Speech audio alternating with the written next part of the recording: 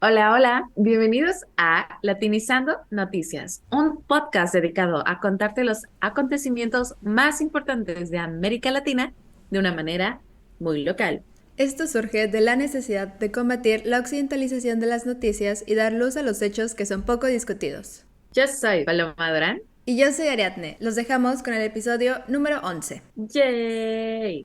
En este episodio hablamos sobre la posible desaparición de la última guerrilla de Latinoamérica, el Ejército de Liberación Nacional, ELN por sus siglas, de Colombia. Por décadas, el ELN ha retado al Estado demandando mayor justicia social por medio de acciones violentas. El nuevo gobierno de Gustavo Petro busca conseguir la paz total en Colombia, mediante diálogos para lograr un alto al fuego completo y la reincorporación de militantes a la sociedad. Pero todavía hay un camino largo que recorrer. ¿Se logrará antes de que termine su gobierno? Quédate con nosotras para saber más y enterarte de las noticias de la semana.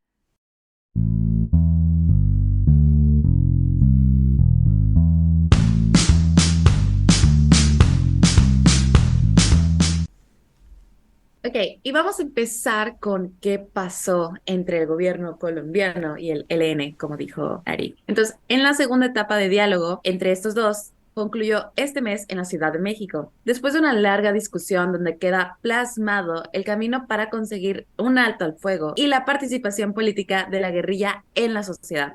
En los acuerdos de México, así llamados, firmados, el ELN no quiso reconocer a Colombia como un Estado social de derecho, es decir, lo considera todavía ilegítimo. Mientras Colombia se hizo un paso muy importante hacia la guerrilla, pues lo reconoció como organización política militar rebelde. Esto es súper importante ya que este estatus de grupo armado organizado lo ponía en el mismo nivel que otros carteles de droga, que criminales. Entonces ahora sí se ven diferentes, se ven como más amigables, como alguien que sí se puede llegar a un diálogo. Lo principalmente acordado fue avanzar en un alto al fuego bilateral para aliviar las condiciones humanitarias, sobre todo donde están las zonas de conflicto, impulsar una mayor participación política de la ciudadanía de Colombia y también de esos guerrilleros en el proceso de paz. En esta ronda se esperaba, era como lo más importante, acordar un alto al fuego total. Sin embargo, no se pudo llegar a esto porque es un tema muy difícil para la guerrilla,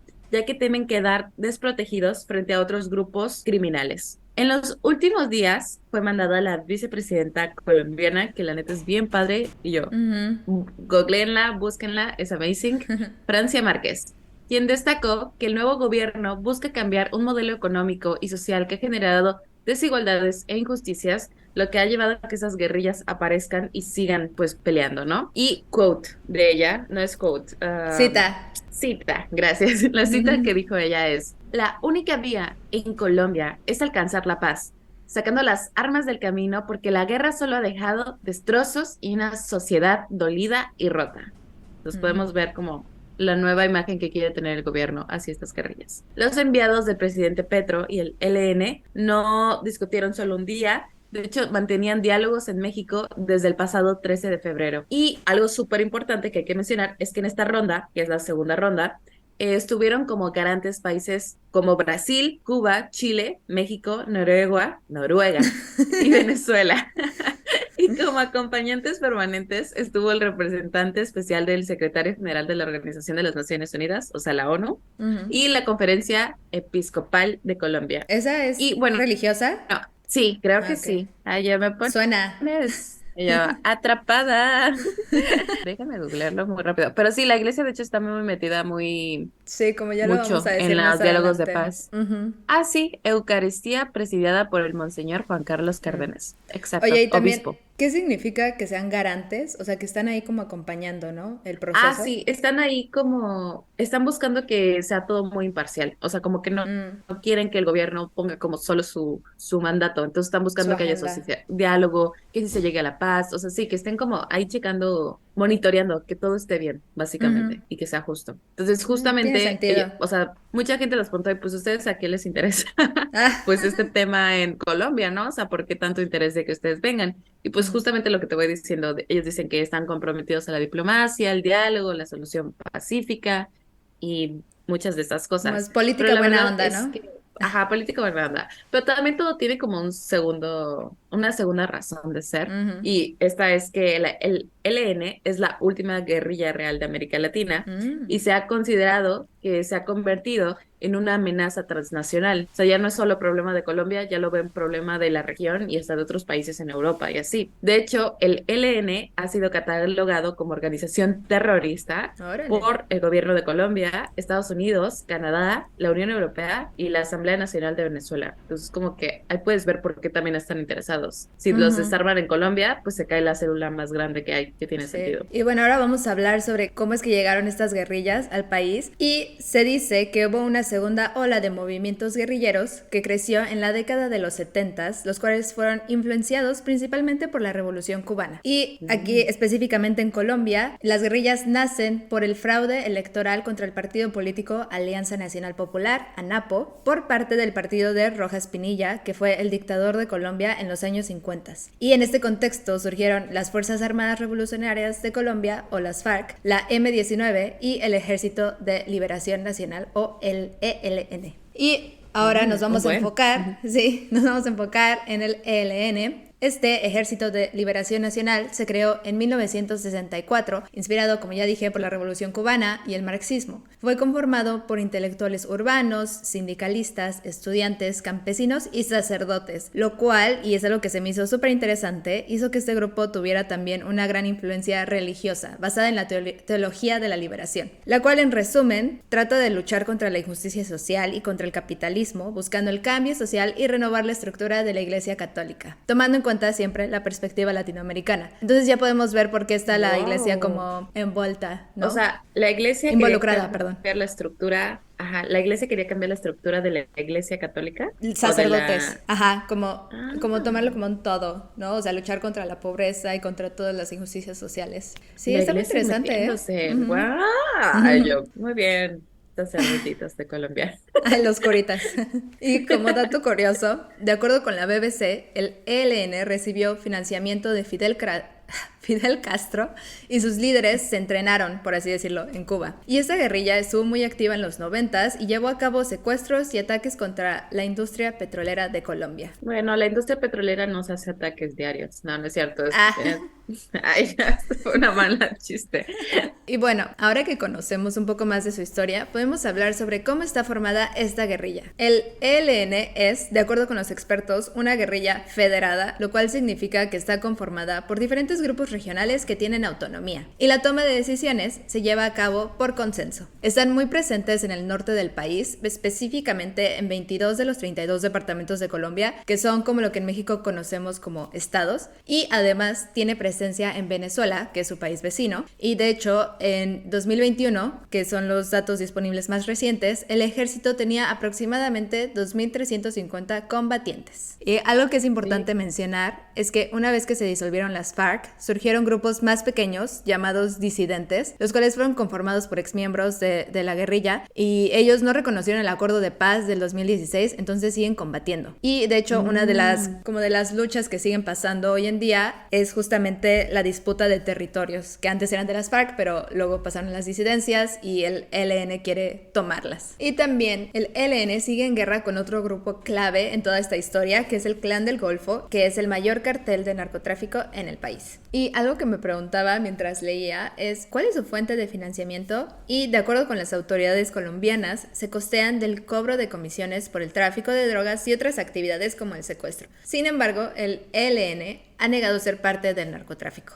Y al parecer esta forma de financiamiento es muy común para las guerrillas. Amo que dijeron como no, con el narco no, pero con otros crímenes sí. Exacto. Y yo, está bien. Y yo, como quieran, el Lo N. aceptaron. Pero el primer paso es aceptación. Y ya que entendimos de dónde viene el LN, hay que entender quién es Gustavo Petro, que es este gobierno de Colombia, y las razones por las que está como tratando de dialogar y como llegar a la paz, ¿no? Porque este no es un problema de ayer. Como dijo Ari, empezó en los 70. Sí, 50, 60, No, 90, 70. ¿no? Ah, sí, la ola O sea, las guerrillas en pues los de 70, movimientos de 60, guerrillas. 70. Sí, sí, sí. Ajá. Justo, entonces hay que entender quién es Gustavo Petro. El actual presidente de Colombia tiene una historia muy diferente a otros presidentes de la región. El presidente fue miembro de una de las guerrillas que salen en esta década de los 50-60, que es el M-19, un grupo que en los 90 fue muy fuerte y era un opositor muy grande contra el gobierno y de hecho fue autor de muchos episodios de violencia del país. Petro formó parte de este movimiento M19 a los 18 años de edad y él decía que, o sea, ahorita lo entrevistaron y le preguntaron, oye, ¿por qué eras Ujú. parte de una guerrilla? Y él dijo, es que la verdad yo lo vi como algo muy racional. El gobierno que estaba ahí era injusto, no le importaban los marginados, solo había desigualdad y lo que nosotros queríamos era cambiar eso, era cambiar la democracia, que hubiera más representación y la única forma en la que nos hacían caso pues era tener armas, ¿no? Y algo muy interesante es que Petro tenía una vida doble. Él es el espía de esta Ujú. generación y Agente era secreto. militante ajá, justo, era militante del M19 y al mismo tiempo tenía una actividad muy legal que en su ciudad, o sea, él era concejal, entonces como que estaba dentro del gobierno y también era un militante en contra del gobierno. En 1984 lo meten a la cárcel 1 año y medio por formar parte de esta guerrilla y de hecho él dijo que nunca tuvo un juicio, nunca un juez le dictaminó así de que tú eres culpable, sino que antes era una forma en la que la policía te podía llevar a la cárcel y dejarte ahí por un buen rato, ¿no? Y Ujú. no son nuevas noticias, eso todavía pasa hoy en día. Pero como dato importante es que el M19, una de las peores cosas que hizo fue que estalló un carro bomba y se ha acusado que pues participó en eso, ¿no? O sea, le dijeron, Ujú. tú has matado a gente, sobre todo en las elecciones, ya ven que sacan los trapitos sucios y ese fue el trapito Sí. sucio de Petro. Y Petro dijo, Nel, yo estaba en la cárcel y me puedes ir a buscar ahí a los récords, yo no hice nada de eso. O sea, él Ni siempre ha al negado, caso. ajá, y él, estás mal, papi. Entonces, él la verdad es que ha negado siempre el haber estado en las cosas violentas. Él dice que era más de ideología, de cómo esparcir la palabra, de ganar como gente que se una y todo esto. Sí, bueno, Petro ganó las elecciones en el pasado agosto del 2022 y una de sus principales políticas, ¿no?, que él promocionó es que busca la paz total, la cual tiene como objetivo eliminar los conflictos armados en el país, así como reducir la violencia. Entonces, si lo pensamos, ahora tiene sentido que su gobierno esté promoviendo estos diálogos y estas negociaciones. Sin embargo, su política ha sido muy criticada, ya que se opina que no está bien planificada y que el gobierno ha tenido mano suave, o lo contrario de mano dura, con los grupos armados. Actualmente, sí, Ay, tu sí, mano de terciopelo. ¿cómo lo dirías? ¿Como ha No sido sé, muy, muy ha blando? No, sido... ay, Y tu mano chonchi, mano... Ay, yo, un abrazo como con la Po. mano. Actualmente está teniendo negociaciones con el ELN, como ya sabemos, el Estado Mayor Central y la Segunda Marquetalia. Estas últimas son ambas disidencias de las FARC. Y este 20 de Mm. marzo, Petro terminó el cese al fuego con el Clan del Golfo porque este realizó un atentado contra la policía. Antes estaban en pláticas para recibir beneficios penitenciarios, pero siempre con el objetivo de que al final fueran juzgados por sus crímenes. Entonces ya Ah, vimos que no entonces es el tan, plan... tan mano suave. Ah, ay, tu mano tierna, dependiendo de quién. Oye, pero el plan del Golfo, el clan del Golfo, entonces es más violento que los Sí, otros o sea, ellos son grupos. el grupo de narcotraficantes. O sea, es un cartel de droga. Ah, ok, ok, sí, son Y más. Ok. querían ser reconocidos también como actor político o sujetos políticos, pero el gobierno de Petro dijo no. No, no, es Ujú. que sería un narcoestado, ¿no? O sea, siento Pues sí, que estaría no cañón, lo ¿eh? dirigirían ellos, pero ya habría narcos en la política. Ay, yo, Sí. Petro, Dios mío. Y entendiendo todo lo que, ay, mi gallote, entendiendo todo lo que estaba pasando, hay que entender cómo viven los colombianos hoy en día, pues en su país. Y básicamente, como en todos los países de América Latina, creo que se ha puesto esta imagen de que Colombia tiene mucha violencia, están los carteles en Medellín, Bogotá, que todo es como un relajo. Pero la verdad es que, de acuerdo con personas que viven adentro, la verdad es que sí ha cambiado la vida en Colombia y ya no es lo que era hace unos años. Sin embargo, sigue dependiendo tu seguridad en cosas como tu contexto, tu género, tu economía, los lugares donde vas, cómo te transportas. Ya saben, un clásico de Latinoamérica. De hecho, recientemente, a pesar de que sí mejoró un poquito la cosa, es que los enfrentamientos entre el ejército colombiano y los grupos rebeldes, a pesar de haber disminuido, la verdad es que siguen habiendo muchos homicidios y también desplazados, sobre todo por estas zonas de conflicto que hay entre los carteles, también con las guerrillas. Y Sí, y como dato, el ELN de hecho tiene apoyo del pueblo en algunas regiones e interactúa con la comunidad de manera, entre comillas, normal. Y hay información que señala que esta guerrilla hace mucho trabajo político con las comunidades. creo que es como lo equivalente que luego hay grupos criminales que tocan como, que cuidan muy bien ciertas comunidades, ¿no? Y les Ujú. dan como escuelas, entonces como que la gente los quiere. Pero también, o sea, a pesar de que están como dentro de comunidades el LN, también las personas que más afectan son personas de zonas rurales. Entonces, creo que depende de si les caes bien, si eres comunidad importante para ellos o no, cositas así, que hay una Ujú. conexión emocional o algo así. Y teniendo ya esto de referencia, en 2022 la violencia incrementó. Hubo 92 masacres con 321 víctimas mortales.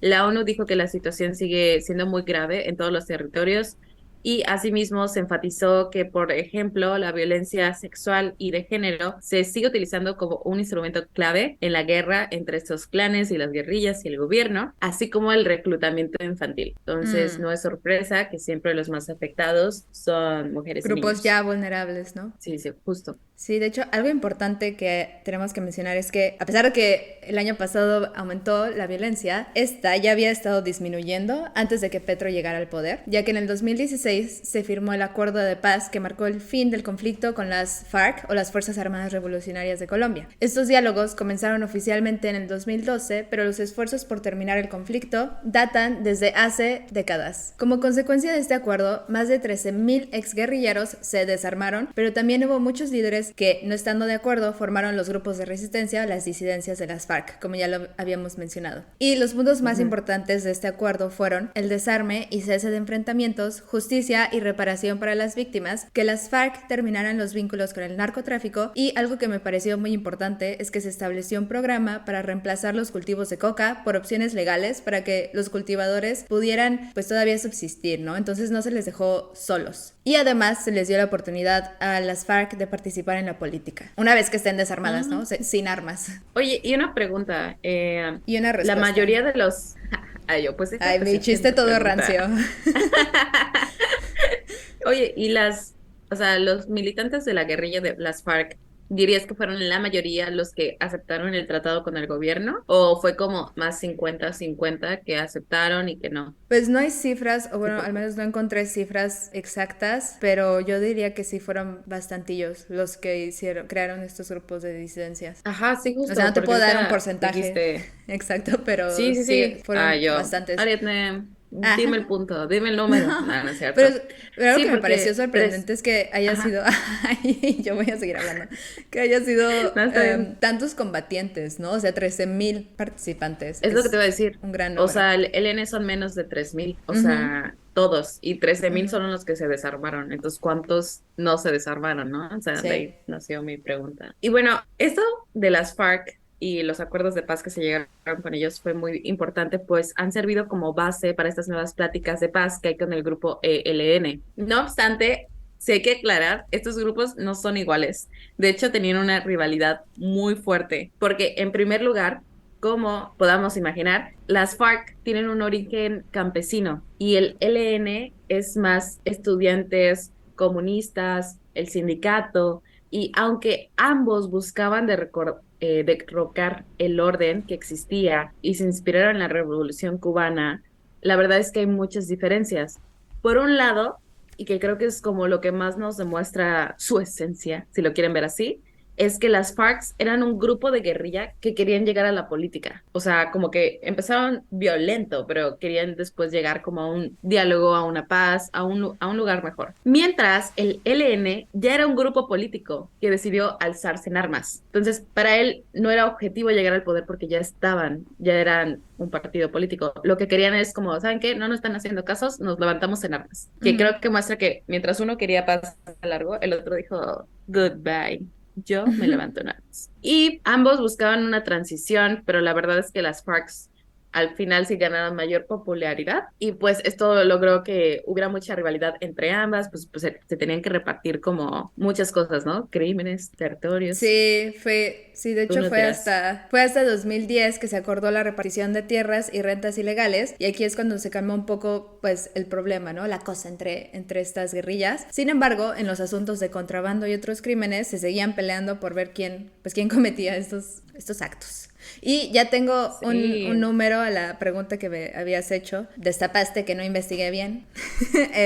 Ay, tú destapaste primero. Ay, Aproximadamente, no, aproximadamente más de 5.000 miembros ex miembros de las FARC han creado estos grupos de disidencia. ¿5,000? Ujú, aproximadamente, o sea, más o Ah, menos. pues sí fueron más los que renunciaron. Sí, al final sí. Órale. Y como se podrán imaginar, estos acuerdos de paz con las FARC fueron usados como base para un acercamiento con todas las guerrillas, incluido el ELN. Sin embargo, este acercamiento que hizo Gustavo Petro con la guerrilla no es la primera vez que se hace.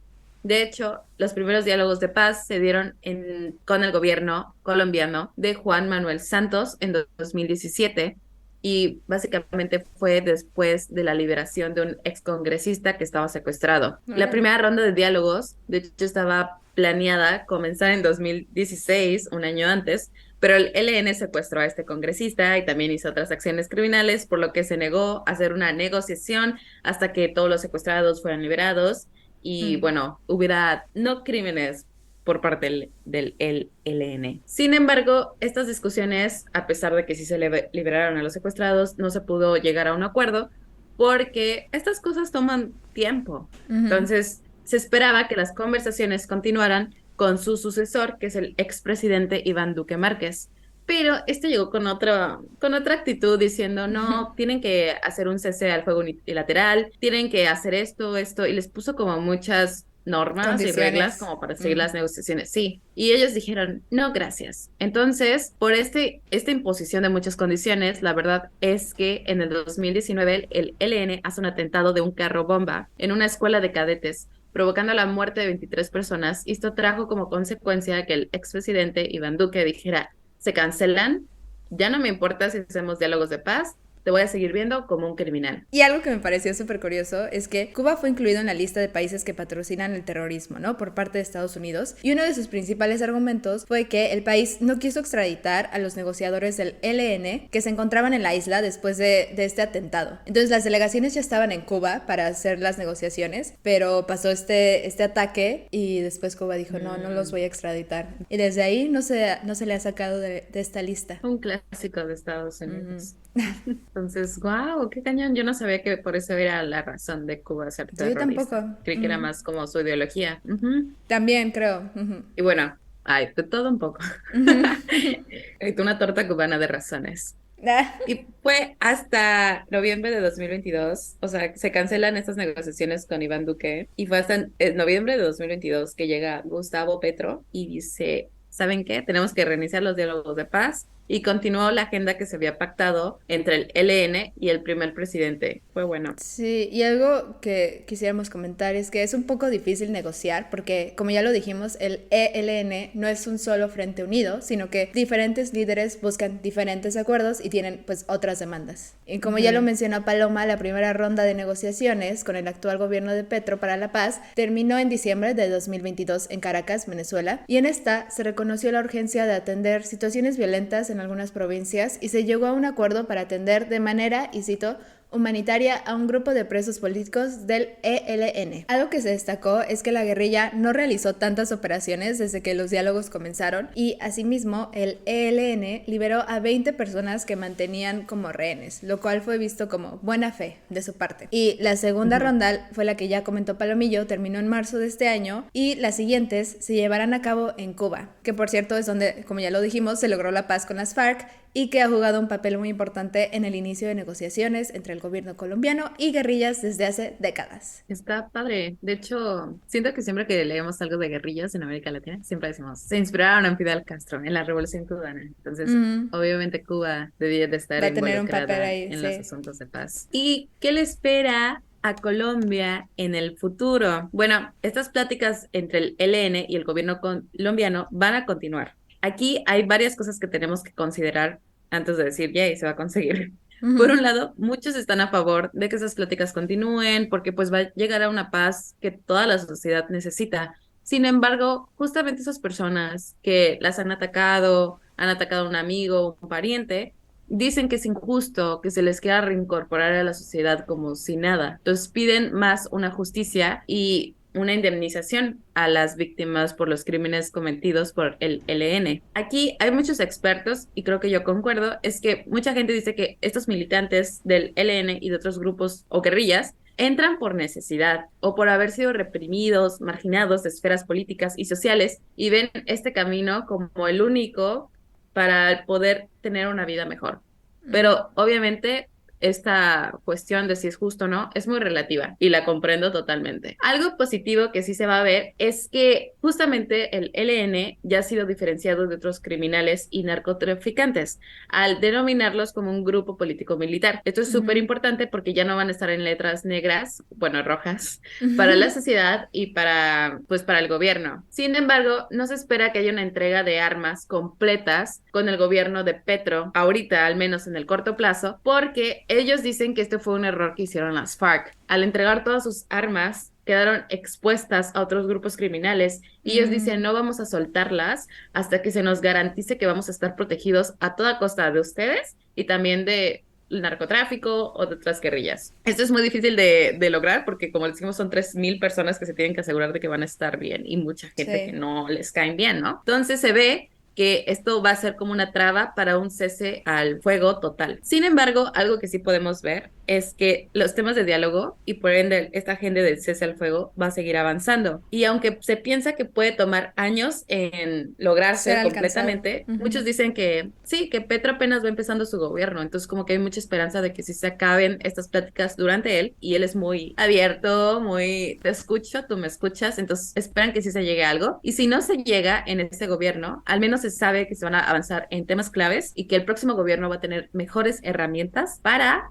lograr un futuro mejor en Colombia. Sí, y además no sé si lo mencionamos, pero Petro es el primer presidente de izquierda, ¿no? En Colombia. Sí, es una izquierda chida la que él viene a traer, muy Ujú. de personas, vamos con los locales, vamos con todos. Entonces, si hay una persona que creo que pueda avanzar, no más rápido, pero más significativamente, probablemente es el gobierno de Petro por esta ideología que dijo Ari Ujú. que trae. Sí, de hecho le quedan 4 años más para lograr esto, entonces ahí vamos Ujú. a ver qué pasa. Y ahora nos gustaría preguntarles, ¿ustedes creen que el ELN es realmente la última guerrilla que surgirá en América Latina? Déjenos saber. No, muy buena pregunta.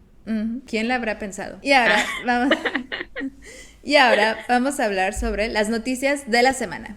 La primera es sobre Venezuela. El ministro de Energía renunció a su cargo en medio de una investigación contra la corrupción y alrededor de 20 ejecutivos de la compañía petrolera estatal fueron arrestados. Se dice que esta investigación y arrestos son parte de la estrategia de Nicolás Maduro, actual presidente, para asegurar votos en las próximas elecciones del 2024. Demonios. Y como segunda noticia es que el expresidente de Brasil, Jair Bolsonaro, va a regresar, se supone, esta semana al país, después de haber estado en Estados Unidos por Meses. más de 3 meses y sido llamado de ya regresa porque te estamos acusando de algunos delitos de democracia. Y entonces dicen que cuando regrese, pues se va a ver si se le va a juzgar, cómo lo van a aceptar. También están viendo en temas de seguridad, pues para que no atenten contra su vida. Pero la verdad es que es más el drama político de él regresando al país finalmente. Mm. Por otro lado, Lula Silva, el actual presidente de Brasil, se enfermó, le dio Uy. neumonía y de hecho tenía unas pláticas muy importantes con China y ya no las va a poder hacer. Se pospuso hasta que su ciclo de contagio pase, o bueno, Mm. su peor parte, y ya después va a poder como retomar su vida. Entonces, esperemos que al menos Lula se sienta fuerte para cuando llegue Bolsonaro. Sí. Ay. Y para una reta. Y la tercera noticia de la semana es de México. El presidente Andrés Manuel López Obrador dijo que la afirmación del secretario de Estado de los Estados Unidos, Anthony Blinken, de que partes de México están controladas por cárteles de la droga es falsa. Asimismo, ha negado de nuevo que México sea uno de los principales receptores de fentanilo en la región. Y si lo recuerdan, la semana pasada hablamos sobre esta noticia. Si quieren saber más sobre qué está pasando entre estos dos países, chequen nuestro episodio pasado. Y otra noticia que creo que es el bonus, porque es muy importante, es que nuestra niñez falleció Chabelo, conocido por Javier López, murió a los 88 años de edad esta semana y realmente fue por complicaciones abdominales, que suena raro, pero realmente son complicaciones como del estómago, cosas internas. Entonces no especificaron qué, pero por esa razón nos dejó. Y esto marca un antes y después en nuestra vida como México. De Cultura hecho, justamente mexicana. sí, muchos periódicos estábamos leyendo ahorita que hablan de los memes. ¿Se acuerdan de la tendencia de que era como Chabelo va a vivir para siempre, vivió desde los Raya. dinosaurios? Ajá, entonces como que es el fin también de una era a yo que nos sentíamos que él iba a vivir para siempre y ya su Ujú. familia ha agradecido pues pues el apoyo porque era un hit aquí en México y también en Ujú. Latinoamérica y en Estados Unidos y pues creo Que que se nos descanse va en la última paz. persona. Sí, que descanse en paz en su jumper. Yo, Ah, haciendo a los sus niños felices, overoles. con una Ujú. voz tierna. Sí, o sea, creo que ya no va a haber ningún señor que pueda hacer eso. Ya creo que estamos en una época en la que se veía raro, pero para Chabelo estaba bien. Para Chabelo todo era posible. Eso ha sido todo por hoy. Muchísimas gracias por escucharnos. Si les gustó este episodio, no se olviden de darnos like y compartir nuestro contenido. Si tienen alguna recomendación, comentario, queja, no duden en contactarnos en latinizando.noticias@gmail.com o nos pueden encontrar en Instagram en @latinizandonoticias. A mí me pueden encontrar como mpalomadb y ayúdenos a seguir creando. No se olviden que nuestras fuentes, en su mayoría independientes, están en la descripción del episodio y que tenemos más contenido en Instagram para que lo chequen. Y lo más importante de esta vida es que no se te olvide, latinízate.